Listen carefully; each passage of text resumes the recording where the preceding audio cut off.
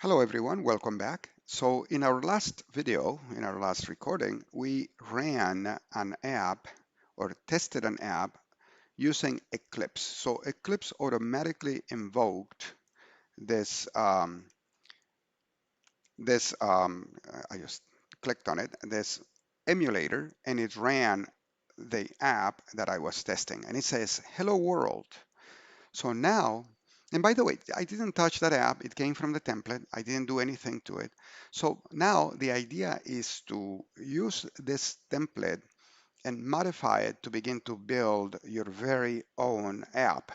And by the way, there are many other templates out there that you can use. Just do a search for a kind of template, like a calculator or a calendar or things like that, that you could begin to test.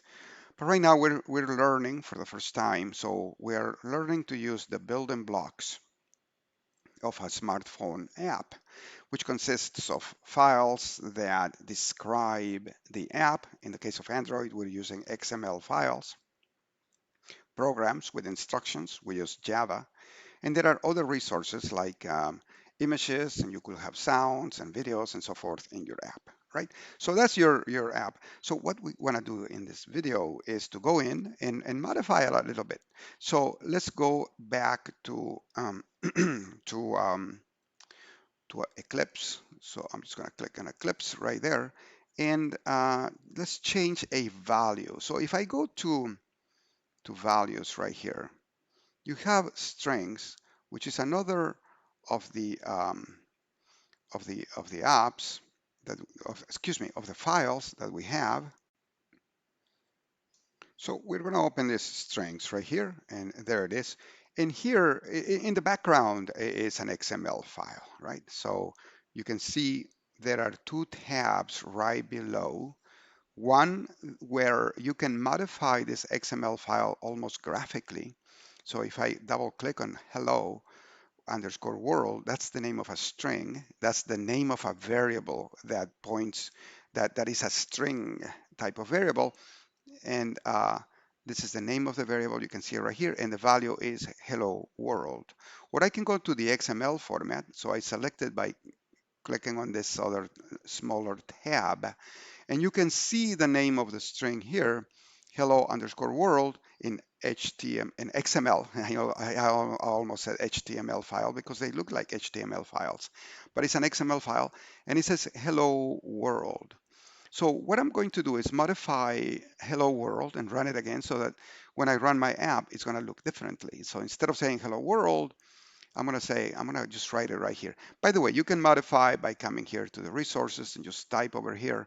But, let's do it on top of the XML file directly like this. And I'm going to say, hello, NETW411 class. How about that? If I just say that, right? So, so what I'm going to do now is I'm going to run it again. So, I'll follow the same process that I did before, right? And I just click on first app and right click. Then I say run as, the same thing I did before, right? I'm just gonna repeat. Now, in this case, my test AVD is running in the background. Let's see what it does. It's already running.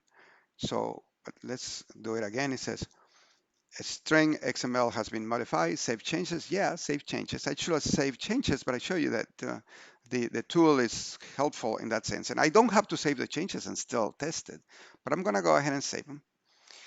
And so it goes through the process once again to begin to upload it. And you can see it's doing this. And I'm going to let it rest, let's see, for a little bit.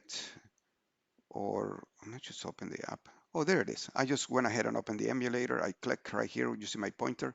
And there it is. It says, hello, networks 411 class. So I modify it. So in your project in class, you will be doing something similar, right? Just follow the instructions, because there are a few things they ask you to do, to take screenshots and so forth. So you follow the instructions from the project. But here, it says this laptop battery is low. I'm sorry about that. I'm gonna have to plug it in. But anyway, it's still 20%. So anyway, as you can see, I was able to modify the app by changing the value that goes into one of the variables, which happens to be a string. But just like that, you're going to be modifying many other things, and you'll be able to create your very own apps very quickly, very shortly. So these are the building blocks for you to learn to create your very own apps. Then I'll talk to you later. Take care.